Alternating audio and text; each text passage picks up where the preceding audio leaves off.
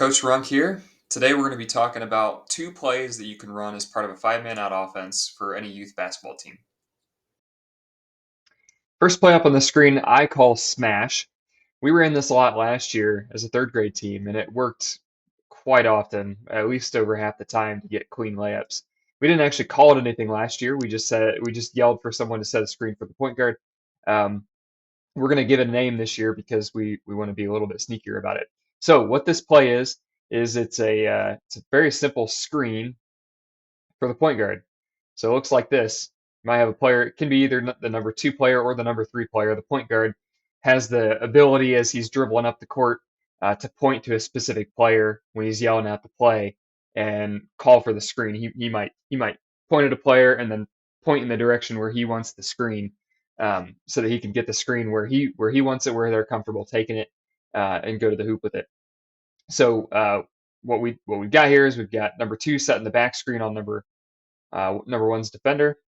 Oops, clicking the wrong thing here. I'm gonna dribble. So we're gonna reset this screen, and number one's gonna take a tight corner around that screen. Um, he might even try to dribble up even closer to his defender before he goes around that screen. That way he gives that defender a little bit less room to get around it. That's the play. It's really simple. It's a back screen on number one's defender, so that he can get free of his defender. Now the reason we might run this play is because number one's defender, you see this a lot in third and fourth grade, maybe even fifth grade basketball, is this defender is going to try to pick their player up, pick the point guard up at half court, and apply a lot of ball pressure. It does work quite often. You can get a lot of turnovers, creating that ball pressure right here at half court, and fast break layups going the other way. So this is one way to relieve it, is to set a screen on the defender here. A lot of times they don't even see it coming. You can plant them to the floor pretty good and get a clean layup going the other way. Second play we're going to be talking about is called Stagger Low, and I'll explain why we call it that here in a minute once I diagram the play. It'll be a little bit more obvious. So the way this play starts is we actually need to bring the ball up on either side of the court. So I'm pulling number one back here because we need him to dribble to either the left or the right side of the court. So this play will start by calling out a number. Um, since we don't have jersey numbers up on the screen here, I'm just going to use the numbers that we've got, um, as far as positions. So we would call, maybe in this instance, 5 stagger low. And what we're saying when we say 5 is we're calling out, we want this play to go to number 5. He's the one, this player, number 5, is going to be the one that's receiving the ball at the end of this play, where this play's diagram for this player. If you, in an actual game, what we'll do is we'll be calling out the actual jersey number for the player that's out there on the court. So if this was number 13 out here, we'd call 13 stagger low. That way, uh, all the players on the court know this play is intended for this player, and that player knows that, if they ran down the court and they didn't find themselves in this corner, 13 didn't, then they could run to the corner and make sure that they're in the right spot. So the way this play goes, to start with the point guard dribbling over to one side of the court. Now they're going to dribble to the opposite side of the court from where we called the play. So if we called 5 stagger low, we know we're running it for number 5 over here, and the point guard's got to get to the opposite side of the court as number 5.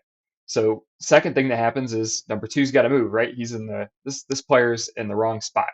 So they're gonna actually, let me show this as a cut first. So they're gonna kind of cut over to the top of the court here. They're just going to move out of the way. Next thing that happens is number 3 here is going to set an off ball screen for number 5. So 5, and I'm not going to draw the defenders in here because it just kind of clusters things up, makes it a little bit harder to see.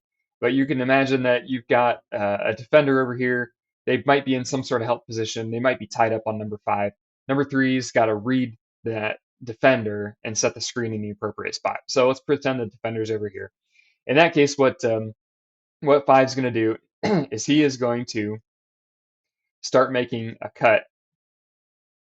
Now he's got to cut away from towards his defender first. He's got to set his defender up for the screen. So he's going to get up close to his defender and make sure that he's kind of moving that defender into the screen. You want to, as someone who's receiving a screen, you want to manipulate your defender into being pushed into that screen. So that's what I'm showing here is number five's closing the gap on his defender, and the defender is then getting pushed into this screen.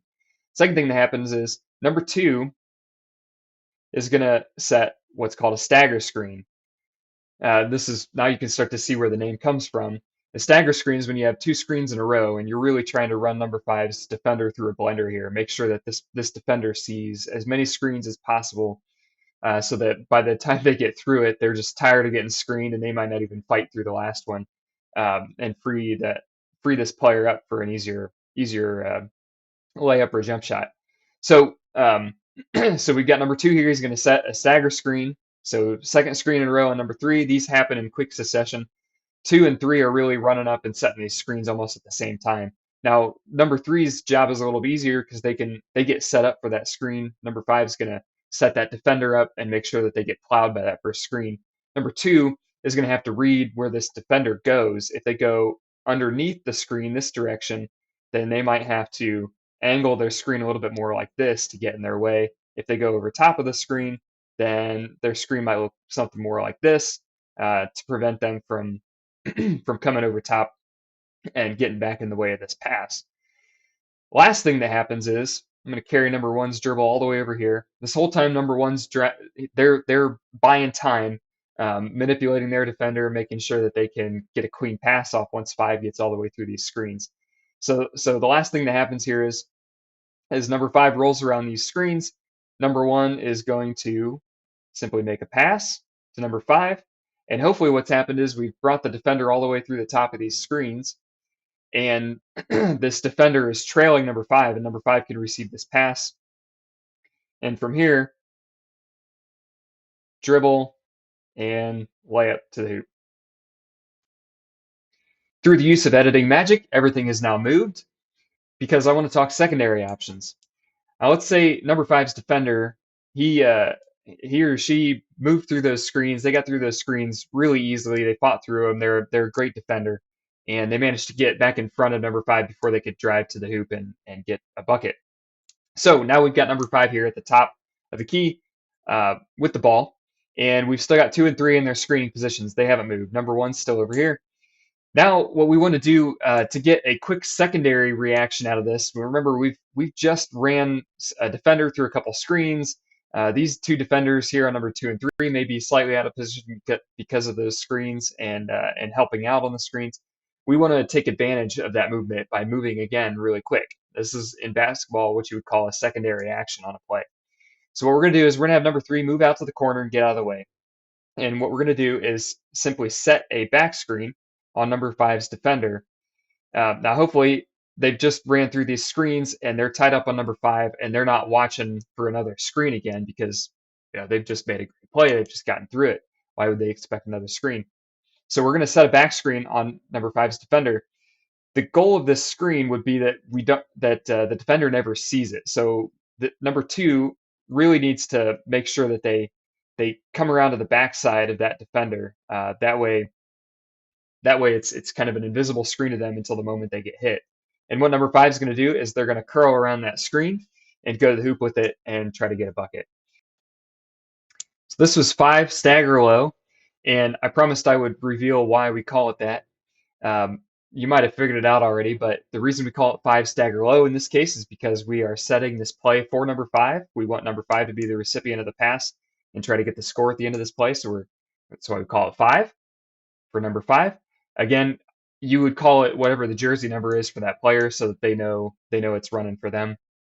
Or if you're trying to be even sneakier, you could you could use positions like that because the other team wouldn't know that this is the number five player, for example. We won't do that on our team. We're gonna keep it simple, use the jersey numbers. And we call it stagger low because we are setting a stagger screen for the low player on this play. That indicates that there is a stagger high play, and I'll show that in a future video. It's simply the reverse of this one. But this would be five stagger low because we are setting it again for this low player. Try it out for your team.